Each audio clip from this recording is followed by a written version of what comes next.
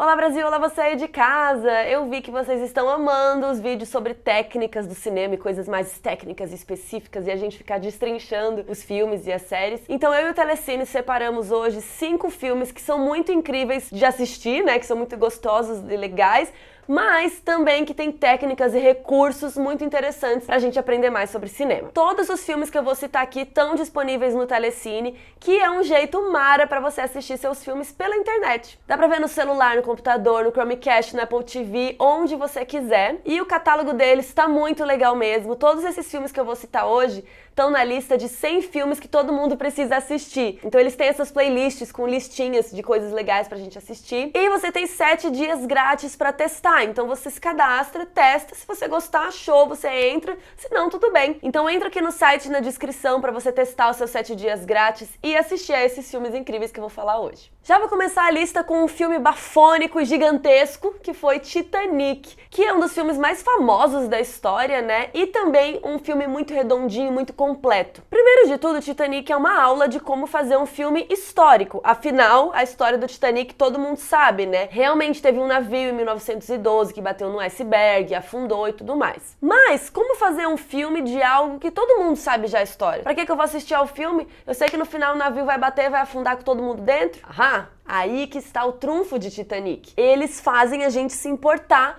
com os personagens que estão dentro do navio. Então a gente vai ficar torcendo contra o navio afundar. Então assim, a gente já sabe de toda a história, sabe das pessoas que vão morrer, mas o James Cameron teve essa sacada de colocar personagens fictícios dentro da história. Porque se colocassem lá o nome de um cara histórico, eu ia lá no Google, pesquisava e eu sabia que o fulano ia morrer. Então, bom, fulano vai morrer no final do filme. Mas como ele colocou personagens novos, né, fictícios, a gente não sabe o final deles, então a gente não sabe quem vai conseguir se salvar ou quem não vai. Além disso, James Cameron criou aquele romance épico entre o Jack e a Rose. Chega uma altura do filme que você esquece que o navio vai afundar, que você tá tão investido na história de amor que você tá assim, será que eles vão ficar juntos? Será que vai dar tudo certo? E esse noivo dela, ele é muito chato. Então você meio que esquece do resto, você fica muito focado no amor deles. E então quando daí bate e o negócio começa a colar toda a situação do naufrágio, você praticamente já tinha esquecido disso. Ainda por cima, o filme teve um orçamento de 200 milhões de dólares, que foi uma super conquista do James Cameron. Na época, o Titanic foi o filme mais caro feito até então. Isso também gerou uma revitalização do gênero romance épico. O que isso significa? Lá nos anos 80, nos anos 90, os filmes de romance ou eram comédia romântica ou era aquela coisa assim mais simples, poucos personagens e tal. E se você lembrar de um filme um pouquinho mais antigo que isso, por exemplo, E o Vento Levou, é um filme que tem um acontecimento histórico como pano de fundo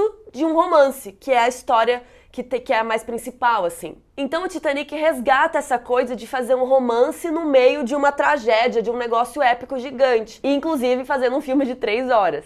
E ambos, Titanic e O Vento Levou, foram os filmes com maior bilheteria das suas gerações. Vocês verem, romance épico, ó, funciona, dá bilheteria. Fora tudo isso, James Cameron fez uma pesquisa muito extensa sobre tudo que realmente rolou, sobre os objetos, sobre as pessoas. Por anos, ele visitou várias vezes os destroços do navio, ele catalogou vários passageiros e as suas vidas, ele fez uma biblioteca com todos os livros que ele pôde encontrar sobre esse assunto. O cara conseguiu até os arquivos privados da empresa que construiu o Titanic, que provavelmente ninguém queria soltar, afinal o navio afundou, então tinha alguma coisa errada. Então ele conseguiu acesso a isso, ele contratou vários historiadores para fazer consultoria para ele, para deixar tudo certinho, a parte histórica do filme então é muito certinha. Fora tudo isso que eu já falei, o James Cameron construiu um navio gigante. Ele conseguiu as plantas do navio original e construiu uma réplica do Titanic original. Para isso, onde que ele ia botar esse navio? Numa coisa com água, numa piscina, num tanque. Eles construíram um tanque que conseguia comportar 70 milhões de galões de água. E esse tanque tinha uma plataforma que se inclinava para o navio poder inclinar naquelas cenas que ele já tá afundando e tal. Tá, viramos o navio de lado, mas agora como que a gente vai filmar ele de cima? Arruma um guindaste, aí arrumaram um guindaste de 50 metros de altura para poder iluminar e colocar a câmera por cima. Então assim, gente, pensa, filmar um treco desse tamanho, com água, com um monte de figurante, tanto de gente, né, que não tá dentro do navio. É realmente muito complicado. Inclusive, as gravações levaram um mês a mais do que o planejado por causa desse tipo de problema. Inclusive, alguns atores se machucando, né, em algumas das cenas. Atores pegando resfriado, porque ficava muito tempo ali na água gelada. A própria Kate Winslet chegou a machucar um osso do cotovelo nessas cenas do naufrágio. Talvez a lição mais legal que a gente tire de Titanic: confia na sua arte, cara. O James Cameron inventou esse negócio. A galera do estúdio achou que não ia dar lucro esse filme, mas foi confiando, foi confiando. O filme não era baseado em nenhum livro, o filme não era de nenhuma franquia, então foi um passo muito arriscado, mas o James Cameron fez um trabalho tão detalhista e minucioso que o filme foi um arraso. O segundo filme da nossa lista, na verdade, são 2 filmes, que são Kill Bill, que era pra ser um filme só, mas o Tarantino resolveu dividi-lo em 2 partes. A primeira parte é de 2003, a segunda de 2004, e ao todo dão mais de 4 horas de filme. E nele a gente tem a história da Beatrix Kiddo, que é uma mulher que foi quase assassinada do dia do seu casamento, amando do Bill, que é seu ex e seu chefe, e ela vai querer se vingar de todo mundo que participou disso. Então, por isso que o filme chama Kill Bill, Matar o Bill. Um segredo pra vocês é que esse é um dos meus filmes favoritos da minha adolescência. Eu era obcecada com a Uma Thurman, até porque fala que eu sou parecida com ela. E eu queria muito o tênis amarelo da Uma Thurman, mas não tinha em Cuiabá. Eu fiz minha mãe procurar pela cidade inteira um tênis igual da Beatrix Kiddo e não achamos. Até hoje eu nunca tive esse tênis, mas hoje eu não sei se eu usaria. Mas enfim, pra vocês saberem, eu amava muito, ainda amo esse filme. E uma das coisas mais legais do Kill Bill é que o Tarantino tinha muito repertório. Então Kill Bill é uma homenagem e usa referência de vários outros tipos e estilos de filmes. O Tarantino gostava muito dos filmes de artes marciais dos anos 70, que é uma das suas grandes inspirações, né? Filme de Kung Fu e tudo mais. Fora que Kill Bill tem várias referências ao Grindhouse, Blaxploitation, filme de samurai e aqueles spaghetti westerns, sabe? Que são aqueles filmes de bang bang. E o que é muito legal é que pelo Tarantino conhecer tão bem esses estilos de cinema que ele tá se referenciando e até homenageando, ele consegue zoar os estilos. Então isso é muito legal, você conhecer as regras pra poder quebrá-las. Algumas vezes a pessoa tá falando uma coisa mó séria e daí entra aquela musiquinha, ou quando 2 pessoas se encontram fica e aí foca no olho do outro. Que na época que a gente assistiu e até hoje é uma coisa meio cafona, mas ele sabendo fazer uso disso, fica um cafona que é engraçado e que faz sentido com o filme que ele tá propondo, que faz sentido dentro daquele contexto. Então olha só a importância do diretor, do criador ter um repertório, né? Ele consegue usar vários gêneros, misturar vários gêneros de cinema e fazer uma obra que faz sentido dentro do seu contexto. Outra coisa que é legal em Kill Bill é que ele consegue manter a gente muito vidrado na história muito rápido. O filme é contado de forma não linear, então a gente tem no comecinho, né, a Beatrix, que a gente ainda não sabe o nome, inclusive eles bipam o nome dela, né, pra gente não saber. Em preto e branco, então aquela cena do começo só focado no rosto dela, que também causa um mistério, né? Você fica, nossa, mas por que ela tá sangrando? O que tá acontecendo? E aí vem o Bill e limpa ela e começa a falar umas coisas pra ela. E aí ela vai falar, o bebê é seu e o cara mata ela. E aí você fica assim, que? O filme já começa assim. Então aí a gente passa no tempo e aí a gente vê a Beatrix indo atrás de uma pessoa e cortando a pessoa da lista de morte dela. O que tá acontecendo? Quem são essas pessoas que ela vai matar? Por que tentaram matar ela? Então, é muito legal que o Tarantino vai jogando as peças pra gente montar o quebra-cabeça. Então, eu acho que as 2 maiores lições de Kill Bill são: tenha repertório, né? Saiba, conheça os gêneros que você tá querendo trabalhar. E a segunda é que não pense que seu espectador é burro. Muitos filmes pecam nisso, de ficar explicando demais, sendo que a gente tá entendendo. Não precisa explicar tanto que a gente vai conseguir entender o negócio. Então, é muito legal que ele joga as pistas e você tem que ir desvendando. Claro que no final ele vai resolver isso, mas é importante pra gente participar, né? E ir aprendendo junto com o filme. O terceiro filme da nossa lista é O Resgate do Soldado Ryan, que é um dos filmes de guerra mais conhecidos, mais famosos e de mais sucesso da história. O filme é do Steven Spielberg e conta a história pela visão do capitão John Miller, que é interpretado pelo Tom Hanks, que é um amor. E ele é um comandante de um batalhão que tá fazendo um desembarque na Normandia no dia D, né, que é um dos dias mais famosos também da Segunda Guerra Mundial. E aí, o filme já começa num caos. Primeiro tem um velhinho chorando, aí ele vai lá no cemitério e tal, e aí corta já pra um cara no navio chegando, e assim, eu acho que em 5 minutos, talvez um pouco mais,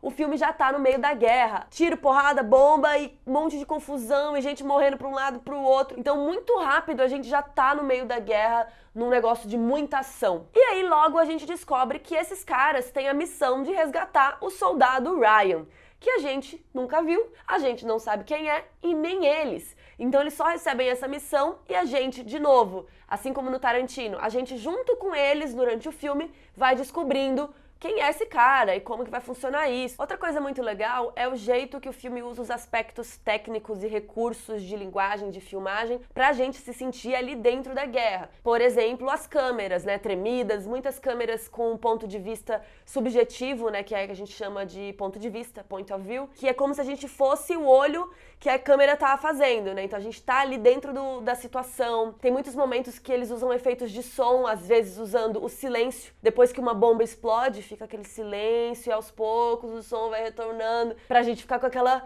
agonia também, assim como os personagens. O diretor de fotografia, o Janusz Kaminski, ele fez um trabalho muito especial com a fotografia do Soldado Ryan. Inclusive, de novo, aquele negócio de conhecer as regras pra poder quebrá-las. O cara tirou o revestimento, que era uma proteção que ficava ali na lente da câmera. E ao tirar isso, ele percebeu que a imagem ficava muito mais parecida com uma imagem antiga, que nem a época do filme. Então olha que louco, né? Um negócio que era pra proteger a câmera, proteger a lente. Ele falou: e se eu tirar isso aqui? E se eu quebrar essa regra? Como é que vai ficar? Então ele conhecer o efeito que o protetor lá causava fez diferença na hora dele fazer o filme. A mesma coisa com a paleta de cores. Ele e o Spielberg tiveram essa ideia de deixar uma paleta mais parecida com os filmes daquela época. Uma coisa mais envelhecida, né? Não foi à toa que o filme ganhou o Oscar de melhor direção de fotografia. Então eu acho que uma das coisas, das lições de Soldado Ryan é a imersão, né? A gente se sente ali dentro da guerra, a gente sofre junto com aqueles personagens, a gente quer achar o Soldado Ryan junto com eles. Então, o uso das técnicas de filmagem, de recursos narrativos, fazem a gente estar imerso dentro do filme. O próximo filme da nossa lista é O Silêncio dos Inocentes, que é incrível. O filme é um suspense do Jonathan Demme e conta a história da Clarice Sterling, que é uma agente iniciante do FBI que é designada para ir conversar com um assassino, o Hannibal Lecter, para ajudar ela em uma outra investigação. Claro que um dos trunfos desse filme é esse elenco maravilhoso, né, a Jodie Foster e o Anthony Hopkins, que é incrível como Hannibal, eu amo Hannibal. O filme é inspirado em um livro do Thomas Harris, né, que tem o mesmo nome, só que essa adaptação é inspirada no segundo livro dos 4 livros do Thomas Harris sobre o Hannibal. Todos os outros acabaram sendo adaptados para o cinema depois de O Silêncio dos Inocentes. O livro tem algumas diferenças com relação ao filme. O Hannibal do livro é bem menos elegante e pomposo do que o do cinema. E no livro, a Clarice é mais confiante e decidida. Inclusive, uma história engraçada é que o roteirista do filme falou com o Thomas Harris, né, o autor do livro. O Thomas falou: cara, estou aqui, o que vocês precisarem, querem ajuda aí com o roteiro. E aí o roteirista falou: não, tô de boa. O roteirista não quis a influência dele porque ele queria criar uma história única, né? Que fosse inspirada, mas que fosse diferente. E aí, eu acho que o mais legal do Silêncio dos Inocentes é a construção de personagens. A Clarice é completamente diferente do Hannibal, né? Por motivos óbvios. Mas veja só, ela é uma personagem que logo no começo do filme a gente vê a solidão dela como ser mulher nesse ambiente de trabalho. Então logo no comecinho do filme ela entra num elevador que tá cheio de homem e só ela de mulher, assim. Quando ela chega na prisão lá pra entrevistar o Hannibal pela primeira vez, um carinha lá meio que diretor da prisão, ele fala: nossa, vários policiais, agentes, sei lá, vieram aqui já entrevistar ele, mas nenhum tão atraente. Aí ela fica assim, falta só ela revirar o olho assim pra ele. E aí no filme inteiro ela vai passando por várias situações desconfortáveis de machismo e dessa solidão dela tá num mundo muito masculino. Tem até bastante cenas dela andando sozinha, sabe? Que dá essa sensação de que tem alguém seguindo ela. Então rola uma projeção e uma identificação da gente com ela por isso, né? Porque a gente tá vendo ela ali sofrendo machismo e deslocada, então ela fica numa situação estranha. Outra coisa legal com relação ao machismo é que a Clarice é super fora do que os padrões de mulher até então no cinema estipulavam. Ela é muito focada no trabalho, ela é pragmática, ela não precisa de namorado, toda a sexualidade dela ou romances não são abordados pelo filme. E assim, pra época, a gente tá falando aqui de 1992, isso era ainda raro, infelizmente. Então era muito difícil um filme de thriller, de suspense, que as mulheres não caíssem nesse estereótipo antigo, bobo, né? E aqui não, a Clarice é super poderosa, empoderada e focada. Já o Hannibal, olha que interessante, ele aparece mais ou menos uns 20 minutos do filme só. Ele não aparece tanto, mas ele é super icônico. Então, apesar dele não aparecer muito, a gente sabe praticamente tudo sobre ele. A gente vê pelos maneirismos, pelo jeito que o Anthony Hopkins interpreta ele. A personalidade dele é super peculiar, né? Ele é um canibal também, ajuda. Então, a eloquência que ele tem ao falar, né? A gente percebe que ele é muito inteligente. A análise que ele faz dos cheiros, dos aromas do ambiente, a gente fica, mano, esse cara é muito estranho. Então tem várias coisinhas, pitadinhas da personalidade dele que vão deixando pra gente montar quem ele é. Inclusive, uma forma que o filme tem de conectar a gente com esses personagens é o close. É você colocar a câmera muito perto da cara deles. Tem umas cenas que isso chega até a incomodar. Fica ali na cara deles, você fica assim, ai, gente, que estranho, que situação esquisita. E é mais ou menos como a Clarice está se sentindo ali entrevistando ele, né? Ela tá numa situação bizarra. Outra coisa legal em Silêncio dos Inocentes é que ele subverte o gênero do suspense, né? Então a gente não fica vendo várias mortes e sangue e tudo mais. A gente fica muito mais no suspense, no entendimento. Tem uma cena que o Hannibal descreve uma coisa que ele fez que é horrível, mas a gente não vê. Então a gente só fica com aquilo na nossa imaginação. Então Silêncio dos Inocentes é um exemplo de originalidade, é um filme que quebra vários clichês com relação ao suspense ou com relação à personagem da Clarice, e não é à toa que o filme levou vários Oscars. Ele é um dos únicos 3 filmes da história a ganhar 5 Oscars em 5 categorias principais. Jodie Foster ganhou como melhor atriz, Anthony Hopkins ganhou como melhor ator, o filme também ganhou direção, roteiro adaptado e melhor filme. Então, se você ainda não assistiu, agora é a hora. E por último, a gente vem com o filme mais antigo da lista, que é de 1940, que é O Grande Ditador, um dos meus filmes favoritos do Charlie Chaplin. Inclusive tem vídeo aqui no canal sobre o Chaplin e sobre os seus filmes que eu falo desse filme também. Então o filme tem o Chaplin como 2 personagens. Um é o ditador Adenoid Hynkel, que comanda uma caça aos judeus, e por outro lado ele também interpreta um judeu que é barbeiro e vive num gueto. E o grande trunfo, a grande lição que a gente vai tirar desse filme é usar a comédia como crítica social. É algo que era muito comum nas obras do Chaplin, que ele foi crescendo aos poucos, né? No início da carreira dele ele fazia aos poucos e ele foi percebendo o quanto isso era legal e era a melhor forma que ele tinha para fazer crítica ao sistema, né? E as coisas. Por exemplo, tem aquela cena que talvez seja uma das mais famosas, que tem o ditador brincando com o globo terrestre, né? Como se fosse uma bola assim da Terra. E isso é uma metáfora para o descuido, né, que o cara tava tendo com o mundo, né? Então ele tá brincando com tudo, ele não liga, tudo para ele é uma brincadeira. A Terra tá sendo tratada de maneira completamente irresponsável. E também as caracterizações dos personagens, né? Os nomes dos personagens, por exemplo, o Hitler é o Hinkel e o Mussolini, eu amo, chama Napalone.